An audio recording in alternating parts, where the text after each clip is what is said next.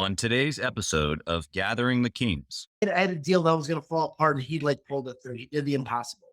So I went on his Facebook page. I found out that he was into golfing. I bought a $450 golf bag, and then got like $300 of golf balls, and had them all personalized with like deal closer or something. When people deliver, or if you want to get into somebody's attention, find out what they're into, do something thoughtful, put some money into it, and reach out and make yourself vulnerable.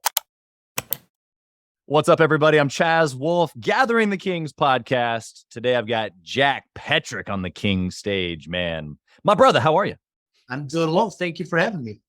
You know, I almost felt like I was in like a MMA scenario there for a second. We were kind of getting fired up a few minutes ago off stage. And so here I am like introducing you like we're going to fight or something. That's awesome. What kind of business do you have, Jack?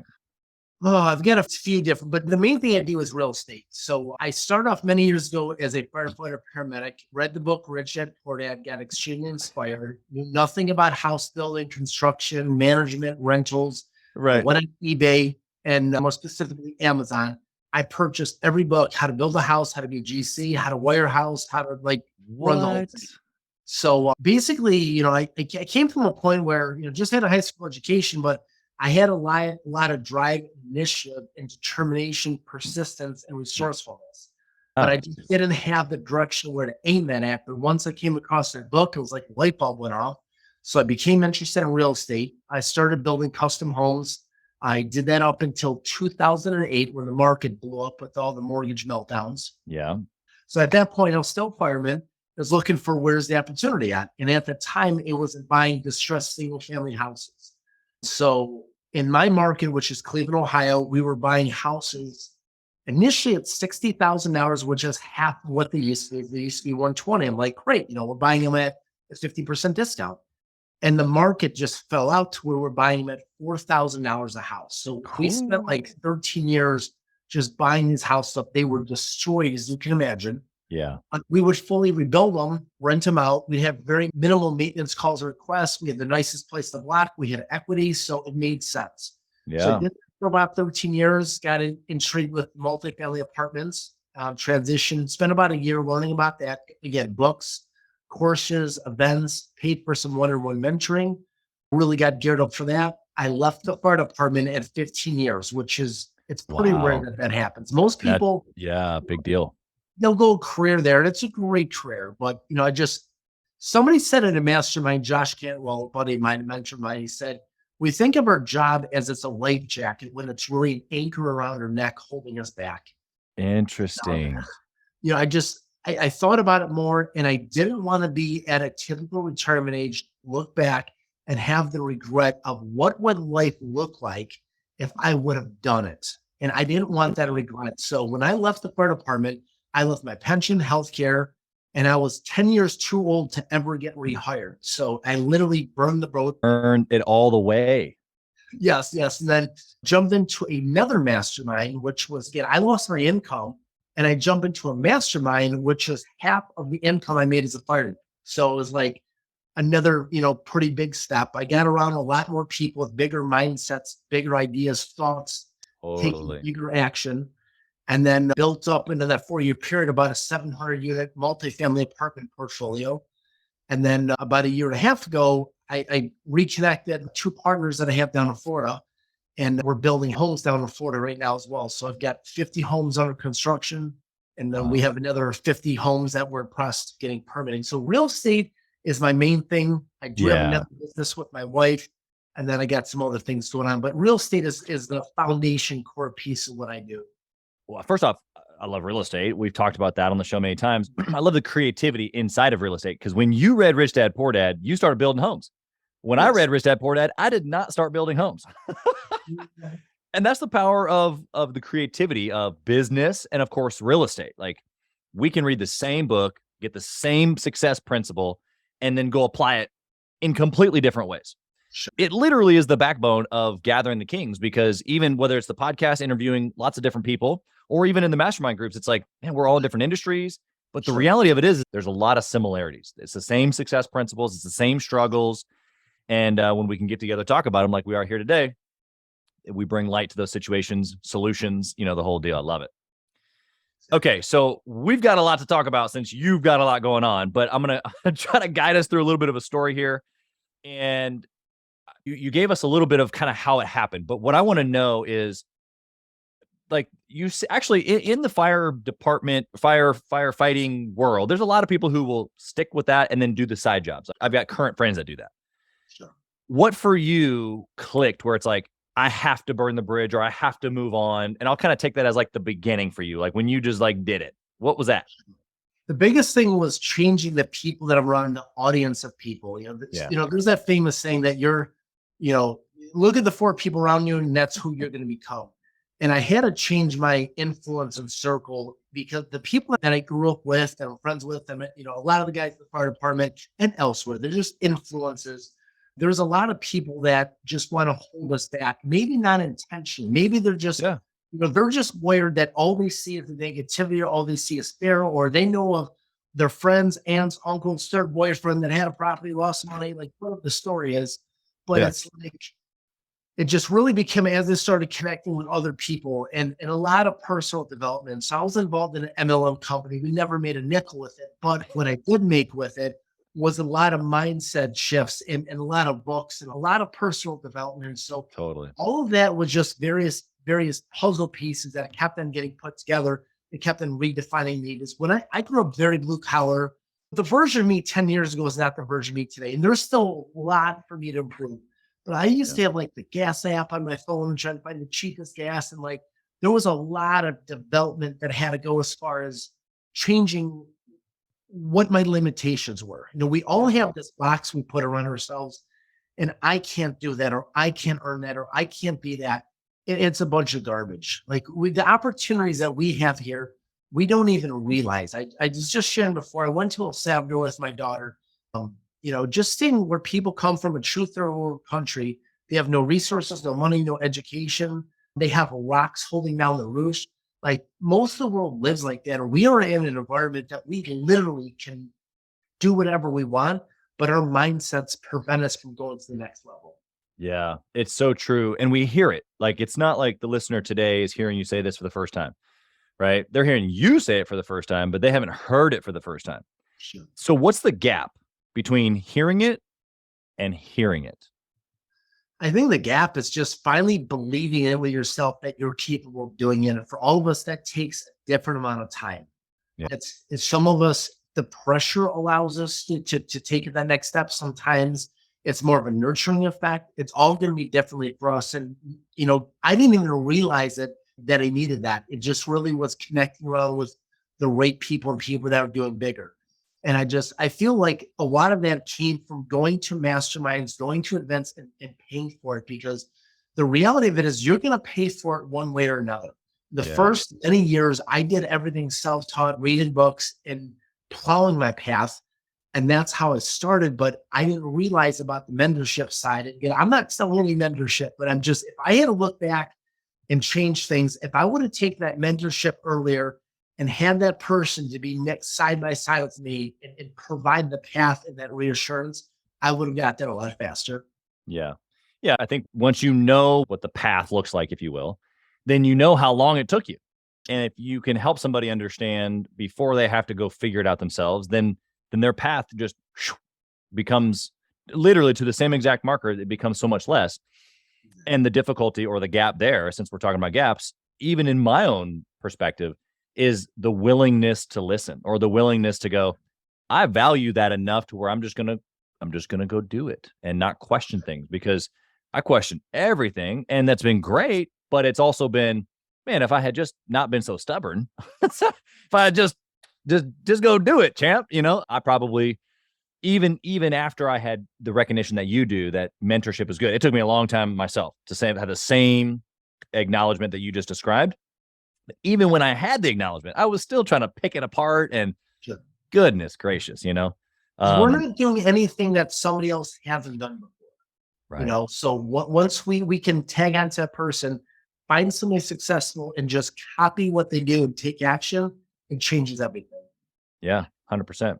Okay. So tell me about, what was the difficulty? So I want you to go back. So you kind of told us how you got started. You burned the bridge. You want to be around a different layer of people. That's why you left the fire station, the whole deal.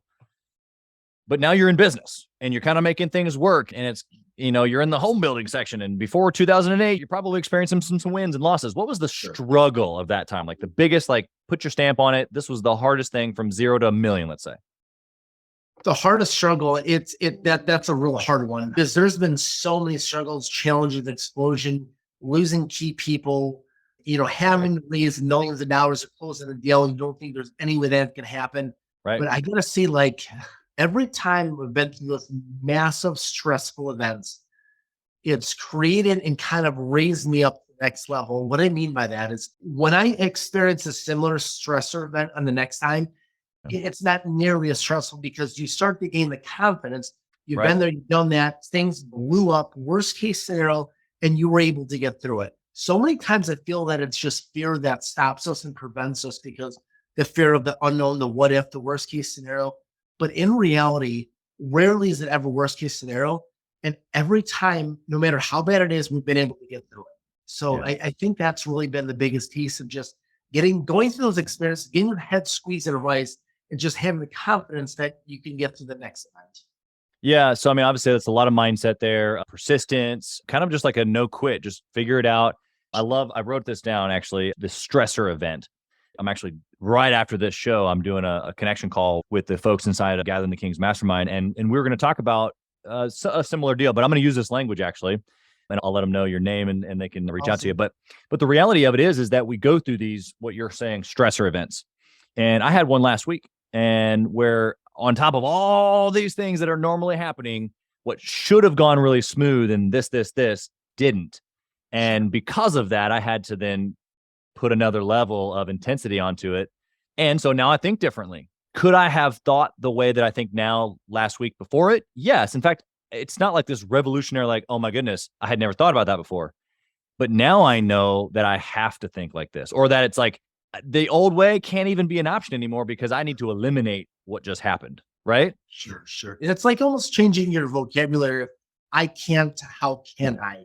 Because that forces you to find solutions. Well, here's just a more specific example that happened to me. So when I was transitioning into the multifamily space, I left the fire department. I had a number of single family homes. I was taking down small apartment buildings. And then I finally was able to enter into a relationship with a broker, and we were able to build trust. And that trusted relationship allowed me to get more deal flow, because people want to do business with people they like and trust. Yeah. So we were able to get a smaller apartment, like a 36 unit under contract. And I had to raise like $500,000 for that.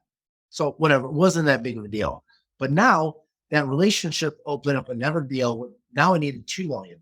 Next one was $1 million. Next one was $500,000. Next one was 1.5. And everything hit at the same time, the same summer. And it was a massive stressful event. But that was just an example that was a time that my head got put into a vice. And I will never forget that period of how stressful it was. Is if I didn't produce, there was $250,000 of earnest money that was going to get lost, and my reputation, and the deals, and the cash flow, and the equity. Yeah. So, that's just a specific example as to one of those events. 100%. So I want you to take me to a specific decision, a good decision that you made along the way, particularly in that time frame, that 0 to $1 million mark, because that's where the listener is. Something that you did that you can look back on and go, boom, I'm glad I did that. I'll do it again. Yeah, there'd be a number of them, but I think the biggest one I would go back to is mentoring, where that would be masterminds. It really involves you having to take money out of your pocket and pay it to somebody. Podcasts are amazing, webinars, books, they're all amazing. But when you put money into something and you have skin in the game, it results in you leveling up to the next level, because you've invested money. And it's like the biggest investment we can make really are in ourselves. So many people, I feel like they take a path where they quit at high school or they quit at college. But our education, like, you got to find out where your passion is and continue on that path and persistently push on it. And when you do, it's just amazing the opportunities that open up after that. Yeah, no, you're 100% right. It's the, money where your mouth is type of a phrase, but you're right. When you commit to that thing, whatever that is, and you put your money there, it draws out this next level, because it's in there. Sure. It's in there. It's the same thing of, it makes me think of a video I did, like, I don't know, December time frame. Actually, no, it was November. That's what it was. In the video, is on the same mindset, but it was like in November, you're waiting for January 1 to go, sign up with your gym and get you a trainer and all that fun stuff because you're waiting for January 1. And I'm like, if it's really that, go right now. Sure. Pay double, actually. Sure. Ask him what his fee is, pay him double ahead as a tip, and then tell me you're not going to show up and change whatever it is that you're trying to change, gain weight, lose weight, whatever, That's how we vote with our wallet. Exactly. Okay, flip the coin here. Tell me about a bad choice. Tell me something that was disastrous. I would have to say it would be going back to more of my beginning years. In the very beginning, I had a very much a poverty mindset. I wasn't going to pay for that mentoring. I was always looking to find the cheapest route possible. So, for example, when I started rehabbing rental properties, the goal was to be as cheap as possible in those rehabs, and that always look in my face. Right. Skilled labor isn't cheap, and cheap labor isn't skilled, for example. Amen. The cheap path and trying to take C players and create B players out of them. Yeah. It doesn't and work. For an A product. Exactly. Like when you hire an A player, you're going to pay A wages or A compensation, whatever you want to look at that. Yep. But that person is going to create revenue. They're going to drive sales, whatever your business, your industry is. When you find those right people and they're compensated accordingly to motivate them, they're not a cost or an expense. They're an asset to your business and to your organization.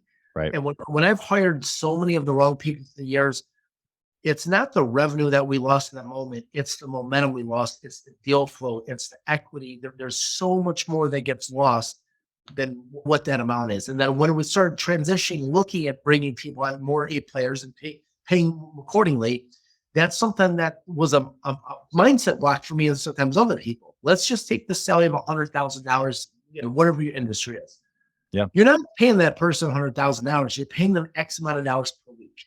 And if they don't deliver, you're not going to be paying them for a year. You're going to be paying them for weeks or months before you have to make a transition. Right. And then, I, as well as others, are like, yeah, this isn't working. We hired this person. But, that transition from doing everything yourself to growing, there's going to be a lot of growing pains, a lot of bad relationships. But the way that I look at it too, it's like I've had some personal relationships that donated on me. I didn't stop dating women because of that. I persisted and then it finally worked out. So it's the same thing with business. So good. So simple, but so good. Hey, Chaz Wolfe here. As many of you know, I have been on an absolute mission to help entrepreneurs from all across the country in many different industries level up their game and grow their business and intentionally connect with other entrepreneurs. We do that obviously through the podcast, but we also have a peer-to-peer mastermind group specifically for 7 to 9-figure business owners. We are bringing some of the best and most successful entrepreneurs and minds together in a regular and super intentional way to not only grow our network, but to be able to leverage. And at a certain point in business, success becomes about leverage, leveraging time, leveraging resources, leveraging key relationships. This is exactly what we're doing inside of the peer-to-peer mastermind group called Gathering the Kings, specifically for 7 to 9-figure business owners. So if that's you, if you're ready to level up your 7 to 9-figure business even to the next level and get around other big hitters just like you, I want you to go to gatheringthekings.com, fill out a short application, and it'll come to an application call with me, and I want to chat with you to see if it might be a good fit. Talk soon. All the things that you're sharing, you've even given some exact examples. Were these like epiphanies? Were these, in one of those masterminds where you're having a conversation and someone's saying ... and you're like, oh yeah, like I've had that same thing too. Or maybe a combination of both. Was it in a journaling time? Like where are you getting these like next level mindset pieces? It's been a combination of just the experience of going to the path and, getting my face, knocked in a few times. Seriously. And then also masterminds and just mentoring as well. It's just, I think that's been what's probably been most important with masterminds and mentoring. It's not necessarily the person in front of the room. It's the people within the room that you get to build relationships with. And then this person has been there, done that. You now have a relationship with. So when that time comes, you can then put a phone call and say, hey, this is where I'm at. Do you have any suggestion? But that phone call only was able to be received and communicated because you built a relationship. So like relationship capital is so critical. And so many times we overlook that.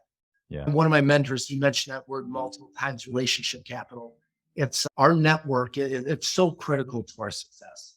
Yeah. And for you to be able to put yourself in a situation where you're not just meeting people, but then creating the relationship so that they can not just even remember your name, but then like do deals together or create, opportunities together.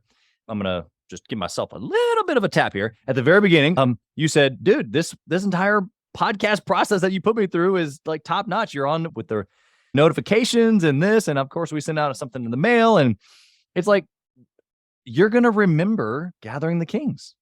For sure. And that's, I don't know. Who knows where this relationship is going to go? I'm excited to see. Maybe we do a deal together. Maybe there's a conference, or maybe maybe we do something together. I don't know. But the reality is that would have never been possible if we didn't invest in relationship capital. Absolutely. 100%. Okay. So what process or discipline do you have now around making decisions in the business, in life, whatever you got for us, Jack? So it's been a bit of a transition. Like in the very beginning, the process for me was as a solopreneur, like everything was me. Every decision was mine to make. Over the years, for me, it's been a transition of mentoring my team members, hiring those right people, but then building up enough trust with those team members that they can start taking over those roles and responsibilities. And that was a very hard decision for myself and for everybody that has made that transition. That's been difficult as well. But if you really want to grow and have a business, that piece of it is so critical for that to occur. Otherwise, if you have to be the decision maker at every point, you have a very highly paid job that doesn't function without you being there. Yeah. Yeah. Which isn't valuable and can't be sold. Exactly. And, when you're able to do that as well, you give up control and you give up some compensation, your time gets freed up for whatever your goals and your purposes are. Whether that's your, obviously spending more time with family, but also being able to build other opportunities and other revenue streams. So, sometimes we look at it as we're giving up a sacrifice, we're giving up control or revenue, but you're really robbing from yourself if you're not willing to make a transition. So good. We're going to have to quote that for sure. You're robbing yourself if you don't. Okay. I want to come at you at a couple different angles here with the speed round questions. The first one is this. If you had to take your business or businesses, different angles of your business, I guess, dwindle it all down into one trackable metric, what is that metric that you would track forever and ever? Oh my goodness. Like KPIs are so critical, but that one metric, that's a hard one. But I think just coming off the cuff on this one, I think it would be tracking the relationship capital and the conversations that are actually being built. And what I mean by that is, let me just use real estate, for example. But again, this applies to, many other businesses, but you need people to help you with operations, management, leasing, construction, capital raising. And every one of those pieces is relationship capital, that one metric that's involved to bring all those together. Whether or not you're in a manufacturing business, whatever the case is, it's the people that allow the widgets to be built. So I would say that probably would be the answer. Yeah, love it. Okay. What book would you recommend that a six-figure business owner read? Six-figure. So going back to beginning, I can easily answer that in Rich Dad Poor Dad. And six-figure, I would say like David Goggins, like Can't Hurt Me, and like Jocko Wilkins, like both of those guys, like the level that they're at, it's so amazingly and so powerful. I would say those would be two. You said one, but I'd say two authors that you would be doing yourself a disservice not to listen to. Yeah, of course. Jocko's incredible. I am curious on David Goggins, Can't Hurt Me. What's in your cookie jar? What do you pull out in those moments? Oh man. I think what I'll put in those moments would just be the persistence of not giving up. Yeah. There's so many times that all of us have to encounter a situation that we don't have the answer, but there is a solution to every one of those problems and issues, regardless of how big it is. Yeah. Yeah. And your willingness to press in and find it. Of course. Love that. Okay. I got a couple of operational questions here. How would you use your time if you were only given 1 hour each week to work on your businesses? How would you use that 1 hour to successfully run your business like you do now? I think probably the most critical thing would be just scheduling that time so that time never gets overrun or overlooked. And just the preparation of making sure that it could just be my full focus for that period of time. And then secondly, just probably identifying what task or would be most critical for the utilization of that 1 hour.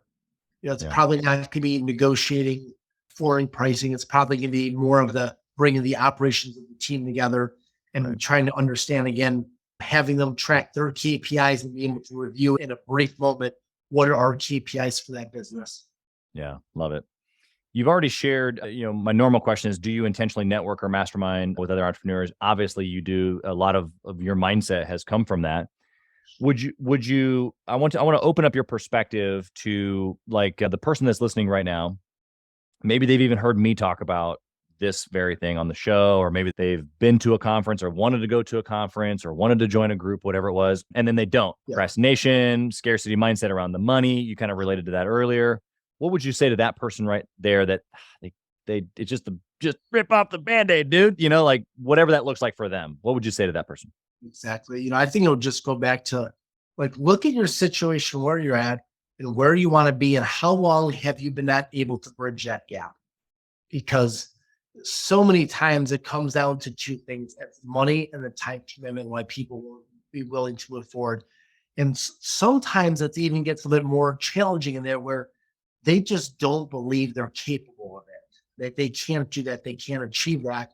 And then that also gets intermingled in it. But the one thing I think that was really helpful with Rich Dad Poor Dad was just looking at the mindset of in our educational system, we've been taught that when we make mistakes are bad. We're punished for mistakes. We're disciplined for making mistakes. But the only way we can get ahead is our willingness to make mistakes or learn from them. Every time I made money on a house or a project, there's not much I learned. Every time I lose money on a project, I learn an incredible amount of information. Yeah. So that fear that stops us from moving forward, it's really unfortunate. Some of us are able to push forward that faster than others, but it all comes out to, we just have to make a decision, just do it. Yeah, that's right. Good. Last question here for you, Jack. If you lost it all, what would you do? I would immediately go back to my network and building my network. I would say easy in that. And then as far as tactically what I would do, I think for each person I would have to look at what is your main skill set? What is your gift that you could focus, whether that's sales, building a business, maybe et cetera. Yeah, I get it. But I think it comes down again to that network. That network is everything. That network is the opportunities, whether it's sales or networking, building, whatever the case is. It comes out to the network. What would you say? Because obviously, if I had to theme or coin this show, it would be mindset as well as network. That those two things are obviously huge for you. It just resonates right out of you. What would you say to the guy listening right now? He's hearing you and he's going, geez, I don't know if I've got a good network. Sure. Outside of obviously, coaching, mentor, we've nailed that one all the way down. What else can they do? I really feel for that network, it's going to be a combination of paying up to get into the room with people. Because people that are successful, that are busy, it's pretty hard to pin those individuals down.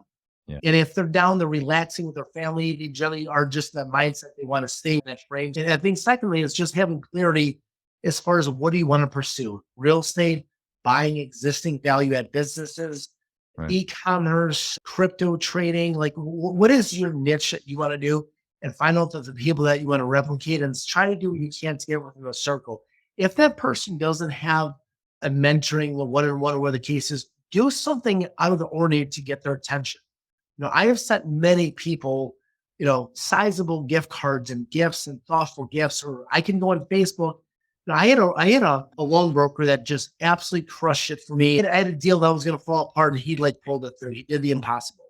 So I went on his Facebook page. I found out that he was into golfing. I bought a $450 golf bag, and then got $300 of golf balls, and had them all personalized with deal closers or something. So when people deliver, or if you want to get into somebody's attention, find out what they're into, do something thoughtful, put some money into it, and reach out and make yourself vulnerable.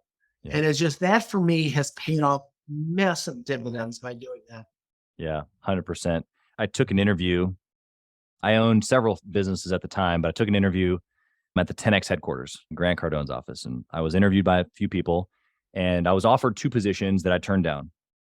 I still sent this ginormous edible arrangement basket. That was the businesses that I owned at the time. It was in a different city, so I still had to pay for it. It wasn't like it was free.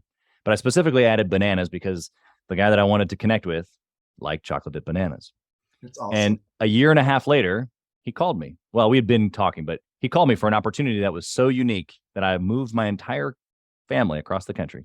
I had 7 businesses at that time. I had grown 7 businesses, and I still moved my entire family across the country for an opportunity inside that organization for a short period of time.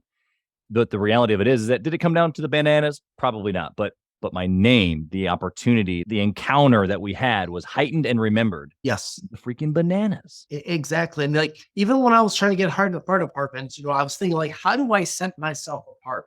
So I'm being interviewed with 10 people that were all just the same face and same name at the end of the day. Yeah. So, having like a colored copied resume. But secondly, when I left, I had a pre-addressed, thank you note that it was handed to the secretary. So like, I'm trying to hit him up a couple of times and just like, how do I stand out from everybody else? And oftentimes to stand out, it doesn't take much more than just a little bit of effort to stand yourself out from somebody else. That's right. That's right. You've been incredible. Jack, how can someone connect with you, find you? They want to know you. They want to do a deal with you. How can they find you? Yeah. So, probably Facebook would be the easiest way, just to reach out to me on there, hit me up on Messenger, and then we can connect and jump on a call. Like I said, the things that I've going on right now is business wise is we do raise investor capital to invest into single family homes. Another investment opportunity that I've been involved in, I brought a lot of people in. I didn't do this until I had a lot of time, 7 months and conviction and proof and concept, but there's a Forex trading bot that I've been involved in. It's been making crazy returns. The one thing that's been really helpful for me is like, as I started as a fireman, we didn't make a lot of money, but I was able to put myself in a position where I was able to massively grow my net worth in a very short amount of time. Like, for example, I make more in washers and dryers right now from the quarters I collect on those apartments that I made as a fireman. Right. So like, it's been really cool then to like be in a position where I was helping people out physically in the fire department, and the squad in the fire truck, Sure. to helping people out financially. So what that's been is we've got about $12 million that we've raised on the apartments and the houses, and we're able to help people find a safe return. But then also with this other opportunity, it's been a way where people can take small investments and generate some pretty significant cash flow.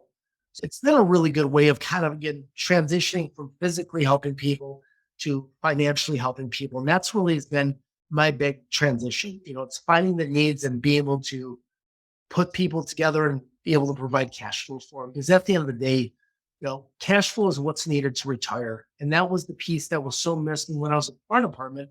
Like, you've got a pension and that sounds great, but you don't realize by the time you leave and healthcare gets kicked in, like that pension is not able to cover you to get you to a point in life that you want to be at.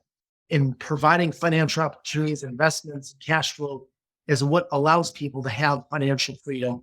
And I think that's the biggest thing about us owning businesses. It's the cash flow that it creates. It's not just the cash, but the cash provides the financial and the time freedom. Yeah. And we can't get our time back. That's so the most critical thing for me personally. Yeah, no, I mean, it's huge. I so appreciate your willingness to talk about those things, even just the Forex information, it's stuff like that, crypto, that there's a lot of uncertainty. And so to know guys that are, high profile guys making a lot of money in other areas, that's a great place to go. It makes me think of back in 2017 when I started investing in crypto. My whole family was like, what are you doing? And for a while there, it looked like they were right, but we've made some incredible returns there as well. And so the reality of it is I hope that the listeners paying attention, not only to your mindset and your relationship capital advice, but also that they would reach out and connect with you on those things, how to invest in lots of alternative ways, it sounds like. And on that subject, we mentioned 2017. Let me just another point on that. When I was buying houses at $4,000 a house, my friends, my family, my coworkers thought I was crazy. Why would you touch real estate? But I'm like, I'm buying a house for $4,000. Like, how can you not see the opportunity? And in 2017, crypto was pretty ugly. People again also had that opinion. And then the upside was massive. Well, the same thing right now. The time to buy and to invest is when blood is in the streets. And that's where we're at right now. That's not to say every decision is right, but when I got invested into the crypto and Forex and thing, I shortcut that process by hiring a mentor. So it took me a lot longer to get up to speed than my real estate side. But, on the Forex trading about it, when you're making 7% net per month with that preservation of capital, like you can grow capital pretty quickly. And also, full disclosure, I also got invested into a number of other things that were also scams. We're in the process of losing money and making mistakes. you really start to be able to see what a scam is, what isn't, and just sharpen your skills as an investor. So, like for me personally, my wife and I have several other businesses. We got quite a few apartments. We're building homes. So we have other sources of cash flow so we can make other diversifications and investments, again, for the whole sole purpose of creating other flows of cash flow for us. Yeah, 100% cash flow is king, as they say. So I just so appreciate your time. You've been incredibly valuable here today, Jack. I can't wait to see where the conversation goes. We wish you nothing but success, blessing on your family, your businesses, all your businesses, your wife, the whole deal. Thank you for being here. Thank you so much. I really appreciate it. Thank you for listening to Gathering the Kings today. I hope that you were able to pull out a few nuggets to go apply into your business right away. More importantly, though, I hope that you're realizing that it takes more to be successful than just being by yourself, doing it all on your own, carrying the weight all by yourself. What I have realized, not only in my own journey from multiple businesses and multiple different industries, and now interviewing literally over 200 or 300 other very successful 7, 8, and 9-figure business owners, is that it's tough to do it alone. And so Gathering the Kings literally exists to bring together successful entrepreneurs. In fact, we are putting together 1,000 kings, specifically who are grateful but not done. We're intentionally assembling kings who fight tooth and nail for their business, family, and communities. And here's what we believe, that in the pursuit of excellence in those areas, that it ignites within us the responsibility to govern power and forge a lasting legacy. So if that relates and resonates with you, and you know that you need people around you, sharp, qualified, other very successful business owners, I want you to go to gatheringthekings.com. I want you to take a look at what we're doing and see if it makes sense for you to be part of our pursuit to 1,000 kings. Talk soon.